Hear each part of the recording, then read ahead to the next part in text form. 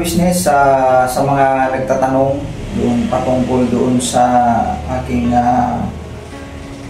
check up mga ka-business nung mga nakaraan, mga ka-business ng minamahal. Baka magtataka po kayo bakit wala nang update, wala nang kasunod doon sa mga vlog, doon sa mga vlogs na aking yung mga na-vlogs ko nung mga nakaraang linggo, mga ka-business ng minamahal. Baka magtataka po kayo bakit wala nang update kung ano patungkol doon sa aking check up mga ka-business. Ganito po yun kasi mga ka-business kung bakit na hindi na ako nakapag-vlog doon, dahil noong mga nakaraan kasi po mga ka-business na may minamahal ay tag nito, kung tatandaan nyo po, nagkaroon tayo ng problema noon patungkol kay Tinay, kaya hindi po ako agad-agad nakabalik. So yun, Mak. Hello po mga ka-business. Nagabi po. Nabisi lang si Makmak. So yan po, continue tayo mga ka-business naming minamahal. At yun nga, baka magtataka po kayo bakit hindi na ako nakapag-update patungkol doon sa aking pa-check up mga ka-business. Kasi nga itong mga nagdaang araw ay nagkasakit si Bibi Tinay. So siyempre nakafocus muna ako doon kay Bibi Tinay mga ka-business, dahil nga siyempre nakita naman natin kung anong sitwasyon. Nakita niyo naman po yun, napanood niyo na po yun sa vlog. Kaya hindi na ako nakabalik agad doon sa aking inaasikasong pagpapacheck up mga ka-business. Pero noong nakabalik naman ako nung nakaraang Huwebes yung Miyerkules mga ka-business, Miyerkules last week. Miyerkules nakabalik ako doon, nasikaso ko naman yun. Kaya lang, mayroon pa talaga dapat na gagawin, marami mo dapat gagawin mga ka-business. So yun, yun lang yung update mga ka-business na minamahal. Baka nagtataka po kayo bakit ganun, bakit wala na kayong update doon Buknoy, doon sa iyong pagpapacheck up. Mayroon naman po akong vlog doon noong Miyerkules. So yun nga lang, hindi ko pa yun na-upload mga ka-business. Dahil nga, kumbaga hindi pa kasi kompleto kung tutusin ang aking mga dapat gawin. Sobrang dami pa kasing gagawin mga ka-business. Kung hindi rin kaya sa isang vlog lang na lahatin mo yun. So napakatagal kung hihintayin mo pa yung ibang mga sequences na pagkasunod dahil mahaba-haba pang proseso ang gagawin. So may mga vlog po ako doon mga ka-business kung ano yung mga pinaliwanag sa akin ng doktor. Mapapanood nyo po mga ka-business. Mapapanood nyo po. May vlog po ako noon mga ka-business naming minamahal. Maya po ay isasama po natin dito, no? Isasama po natin dito. Panoorin nyo po yun mga ka-business. Isasama po natin dito. Pasensya na po kayo kung bakit hindi ako nakabalik agad dahil nga nagkasakit si Tinay. Kailangan maasikaso muna. So, hindi ko pa alam kung itong sunod na mga linggo kung makakapunta ulit ako mga business kasi. Pero hindi ko naman yun i-chapwera yun. Kailangan ko talaga rin gagawin yun mga business kasi importante. Pero yun nga lang siyempre mayroon din mga dapat mo asikaso dito sa bahay. Tulad nung nagkasakit si Bibi Tinay, obligado talagang asikasuhin. Kasi nanghina yung bata. So ito po yung vlog ko noong nakaraan, noong Miyerkules yan, last week. So panoorin niyo po. Ito po yung mga naging ganap doon sa aking pagpapacheck up. Bagaman hindi naman kasi natin may vlog talagang tuwiran doon mismo sa loob, no? Kasi naman po natin nabawan. So yun sa vlog po, may in-explain po ako dyan. Panonorin nyo na lang po mga ka-business ng minamahal. Ito po yun. Ngayon po mga ka-business, dito na tayo, nakapila na tayo ulit. Dahil bumalik nga tayo mga ka-business kasi kahapon hindi tayo nakakaabot. Naabutan tayo ng cut-off. So ngayon po ang continuation mga ka-business para dito sa pagpapabasa natin dun sa medical records mga ka-business. So yun, dito na ako nakapila na ako mga ka-business. As usual, ganun pa rin, marami pa rin yung tao. So hindi na talaga madami. So katulad kahapon, sobrang dami yan, pakaunti na ka-business.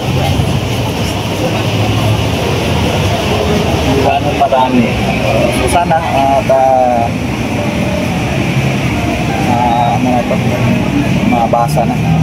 Para doon tayo makakakuha ng idea o malalaman natin mga ka-business kung ano talaga yung mga naka-records dito. Kasi ang doktor lang kasi ang hindi ko na alam nito mga ka-business. At ang totoo, nung nakaraang, nung isang araw nga ay hinahanap nga sa akin to, kaya lang hindi nga natin nakuha. So kinuha ko kahapon, niya lang hindi rin umabot. Then abot natin ang katog. So ngayon ulit, pipila natin siya ulit mga ka-business para ma-submit na natin doon sa doktor at nang mabasa na at ang bigyan tayo ng paliwanag kung anong mga dapat, no? Doon natin malalaman lahat kung ano yung mga nakasulat dyan sa record na yan mga ka-business. So dito dala-dala ko mga ka-business. Doon sa bag nakalagay. So ang tabayanan niyo po mga ka-business, mabalikan po namin kayo.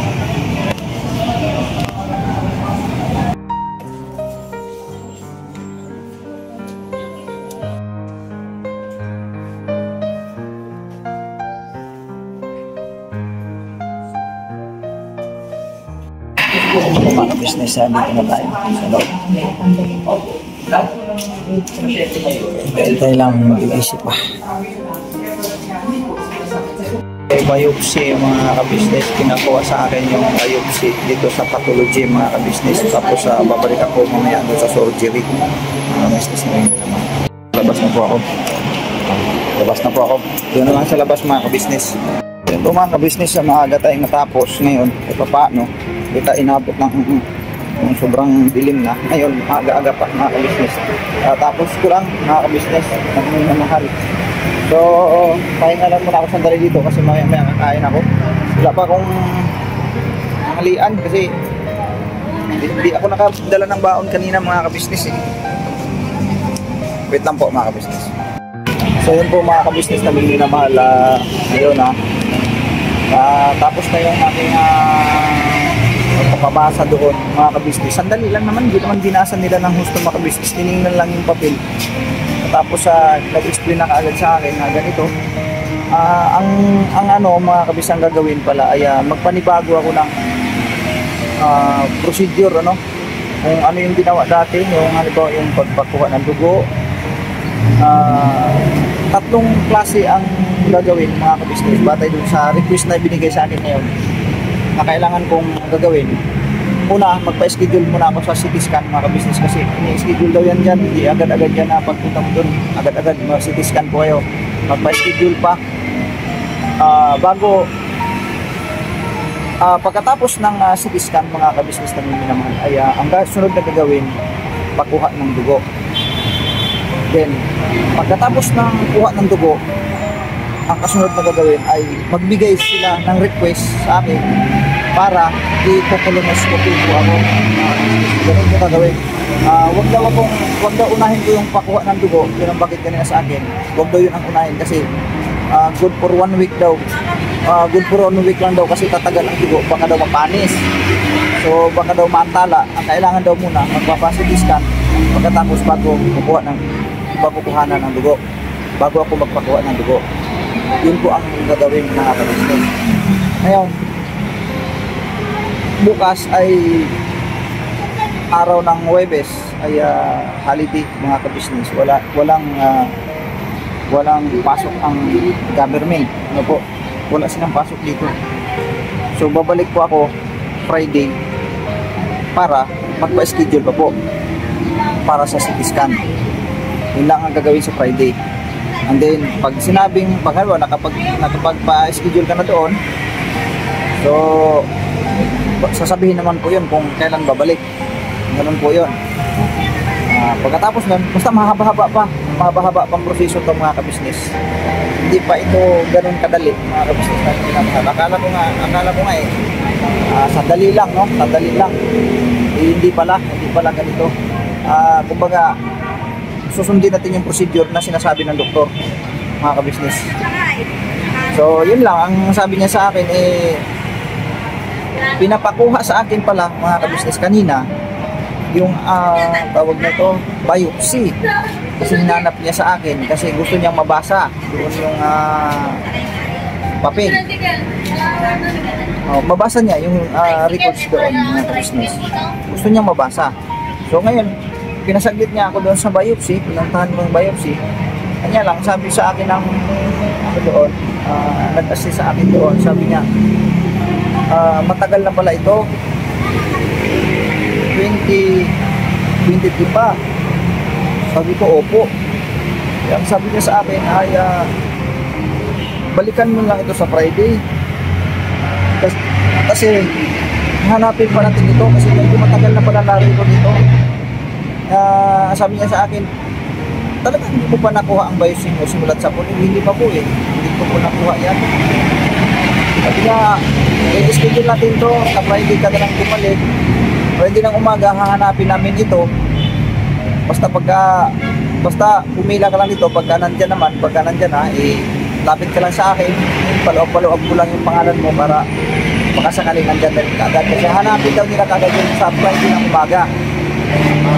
So, siguro kung hindi mahaba ang pila, maaaring makuha din natin kaagad ng mga umaga pa lang, morning, makuha na natin yun. Pagkatapos nun, at saka tayo magpa-schedule ng CT scan. Kasi sabi sa akin ganyan nga doon sa loob na yung biopsy ay kailangan din nilang mabasa, kailangan nilang malaman. Tapos mayroon pang binanggit sa akin na nagpapa-clinic pa daw ako eh. Ang pagkakaintindi ko mga kabisnes, yun yung binanggit niya nga, yung pagpapakuha ng dugo, yun eh. Tapos sabi ko, inulit ko pa nga, sabi ko, sir, Dok, paano ko malalaman lahat? Hindi ko mamimemorize lahat ng mga sinasabi niyo po sa akin. Pwede ko bang mabigyan niyo ako ng papel, ipasulat sa papel? Sabi hindi, doon sa request, gagawa tayo ng request. Doon, pumunta ka doon sa isang doktor. Hindi ka na-request doon. Kinomputer niya na para maipasa doon sa kasama niya. Kasi yun na nga, may nakalagay dito sa request, ang sabi, dalawang pinaka-importante na kailangan kong maasikaso, yung tinatawag niyang SIA and CRIA, yung dalawang yun. Yun nga po yun, ang tinutukoy niya doon, ang alam ko, yung sa dugo at saka sa tumor, yung sa bituka, sa loob, yun yung SIA. Yung CRIA naman, yun yung sa dugo. Yun ang pagkaintindi ko kasi nabasa ko doon sa form. Yung CRIA, kategorya niya na blood nakalagay sa ibabaw. Tapos yung SIA naman, ang kategorya niya ay nakalagay doon sa ibabaw ay tumor nakalagay doon sa ibabaw. So meaning yung SIA para sa tumor yun, yung CRIA yun naman yung sa dugo. Importante daw yung dalawang yun, yung binanggit niya sa akin kanina. So yun po mga kabisnes, Pumila ako, hindi na ako magtagal kasi habang hindi pa umulan kasi okay pang panahon. Kasi kanina umaga mga kabisnes, medyo basa ako talaga. Medyo basa ako, di man ganoon sa kalakas pero nabasa talaga ako kanina. Kasi maulan nung umalis ako mga kabisnes. So yun lang yung update mga kabisnes, no? Abangan nyo na lang po yung mga kasunod na nito, hakbang. Kasi itong mga kabisnes ay hindi ito ganun kadali, matagal talaga ito. Lalo pat pagpunta natin dito ay pumipila pa tayo ng pumipila mga kabisnes. Matagal talaga. So hanggang dito lang muna. Pauwi na ako mga kabisnes na minamahal. Nataabangan nyo na lang po yung sunod ng mga hakbang kung ano pang gawin. At nabanggit ko nga pala mga kabisnes kanina, sabi ko, Dok, may payment po ba ang capacity scan? Sabi niya meron po, pero pwede niya naman po i-cover sa malasakit, pwede raw po ilapit sa malasakit para ma-cover yung bayarin. Yun ang pagkabanggit sa akin mga kabisnes. So yun lang, naitanong ko lang kasi siyempre iba na yung pagpunta ko dyan na at least makahanda din kami ng pambayad kung sakali. Pero sabi naman, pwede naman daw i-cover sa tawag nito sa malasakit. Pagkakasabi sa akin. So si Mingay, alam ni Mingay to kung paano ang proseso nito mga business. Kasi alam ko marami pang kukuha niya sa barangay yan, yung indigency yan, kailangan pa yan.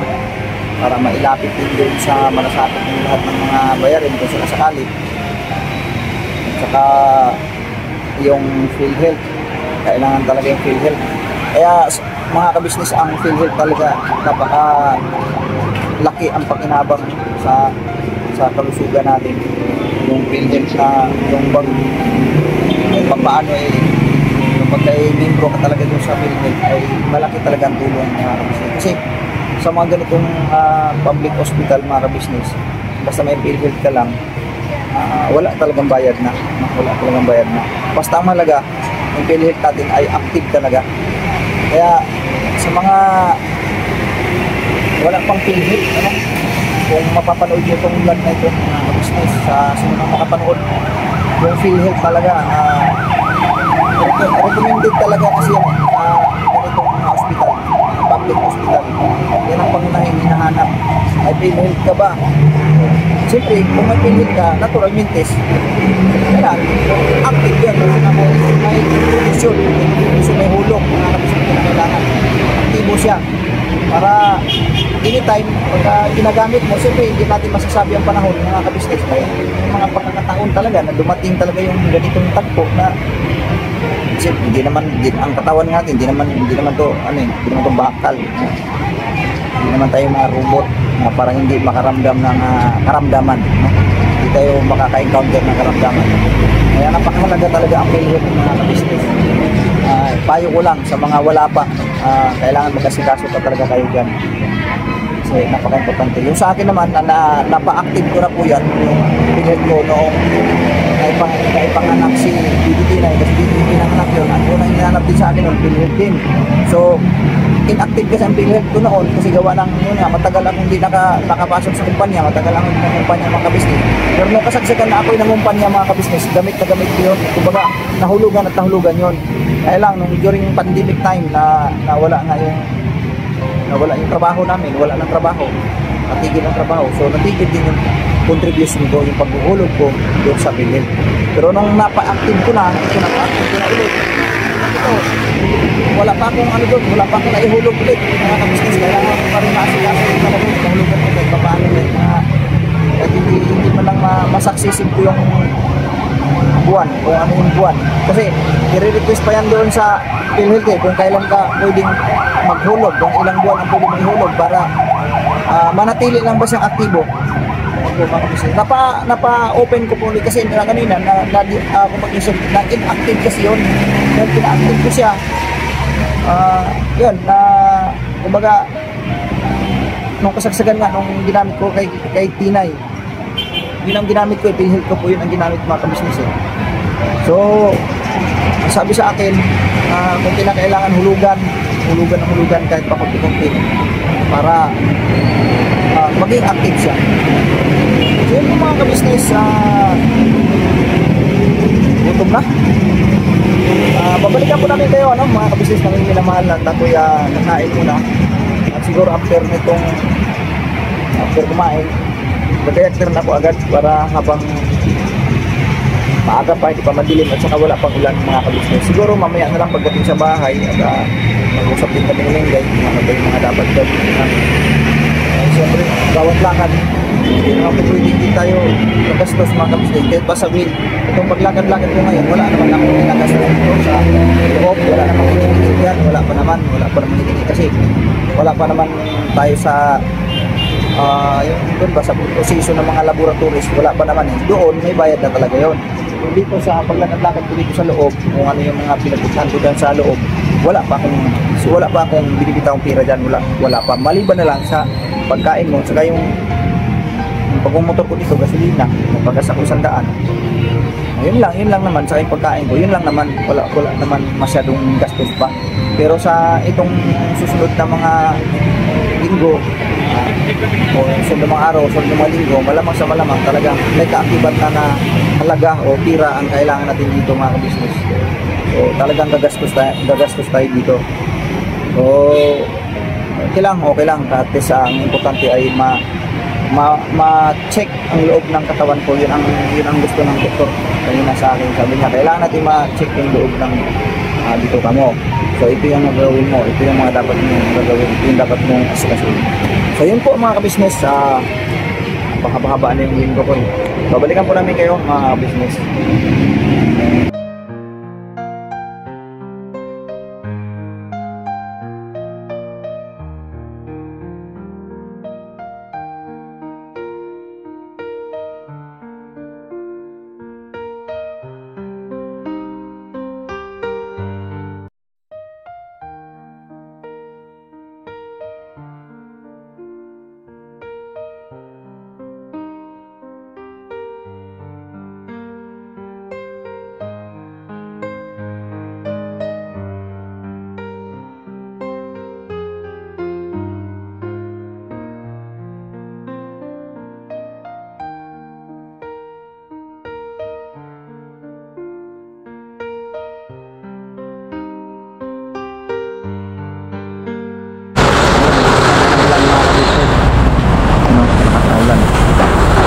Ayun.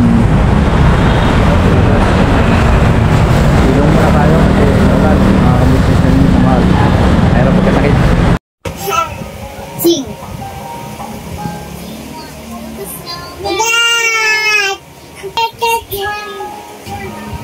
Sing ikaw.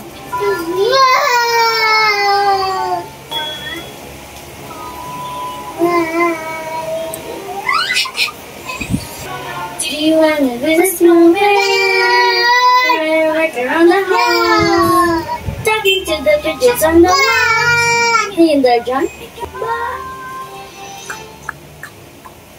Hey.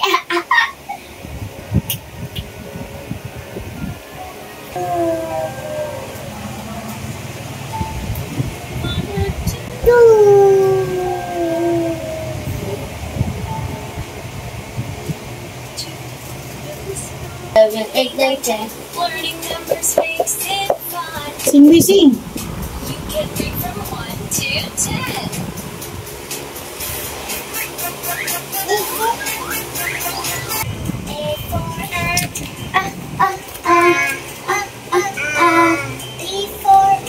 Daan ng daan.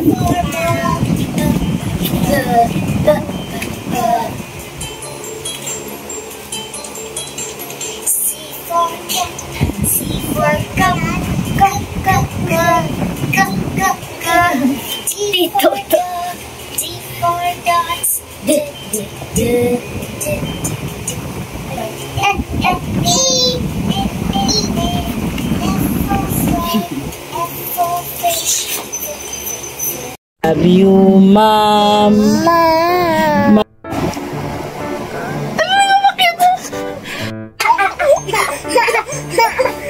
Awan ba, awan.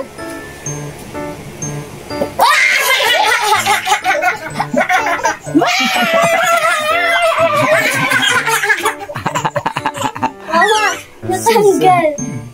Tuwang-tuwa ang dalawa. Asyas, yan na. Pero kanina talaga. Nabuhaghag na yung buhok mo. Parang may kanin man yata sa ulo, Mama. Ba't namatay pa? Pero mabuksan na. Inoff ko yung electric fan kasi maingay sa video. Open! Open nga eh. O, yan natin. Alam niyo pag walang electric fan eh.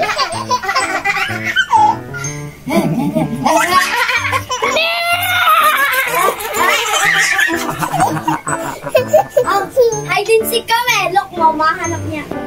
Tinay! Wala, Tinay. Find me! Find ate. Where's ate? Find your ate.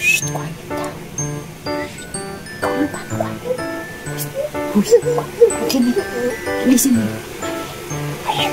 Quiet. Sus, yun po. Quiet din niya. Quiet.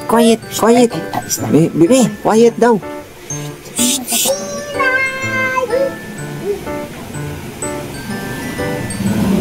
Bitawan mo siya kung saan siya pupunta.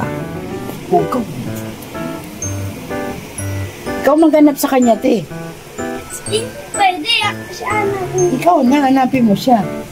Sige. Dinin. Dinin.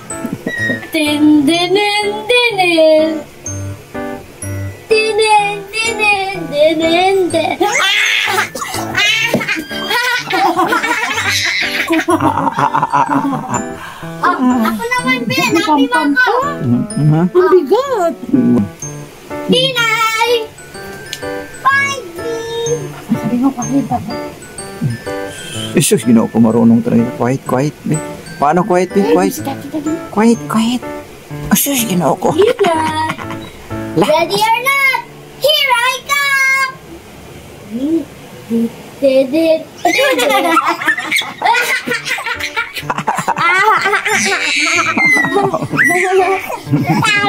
Tag. Oy! Sobrahan naman. Ay! Look mo mata, mama. Look mo eyes, mama. Oh!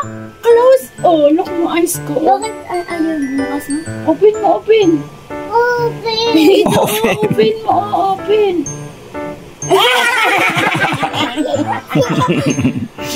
Crispy, oh. Open. Say it open. Pag di niya na-open, makakagating niya yan. Laba ka ba?